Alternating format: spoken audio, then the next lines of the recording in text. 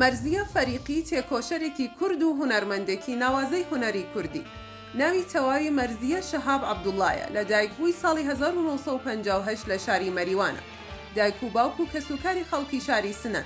خوێندنی سەرەتایی لە مەریوان دەست پێ کردووە. هەر لە تەمەنی 9 ساڵیەوە حەزی لە گۆرانی و شانۆ بووە و چەندین جار لە بۆنە و جەژنەکانی خوێندنگاکاندا بەشداری چالاکی جۆراوجۆری کردووە و لا تیپی شانۆشدا چالاکی نواندووە.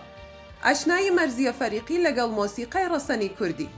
مەرزیە لە سەرەتادا بە گۆرانی فارسی و بە گۆرانیەکانی فەتانە وەلیدی دەستی بە گۆرانی وتن کردووە، بەڵام زوڵم و زۆری دەوڵەتی دەسەڵاتدار و هەوڵدانیان بۆ لە ناوبردننی هونەری ڕەسەنی کوردی کاریگەری لەسەر مەرزیەدانەوە وای لێ کردووە لە گۆرانی فارسی دوورکەوێتەوە و بە کوردی چڕین بکات بە ڕێچکەی سەرەکی بە ئامانجی برەودان بە زمان و ڕەسەنایەتی زمان و هونەری کوردی.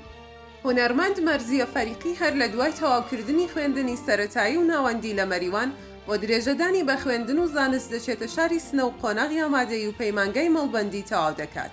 هەر لەوێ لە ساڵی 1970 لەگەڵ گروپی مۆسیقای سنا چەندین جار دەچێتە سەر سەکۆی شانە و گۆرانی دەڵێت.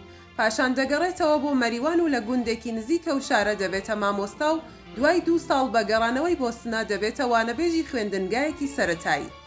مەرزیەی هونەرمەند لە تەمەنی 21 ساڵیدا لە ساڵی 1970 لەگەڵ هونەرمەند ناسر ڕەزازی ژیانی هاوسەرگیری پێک دەهێنێت.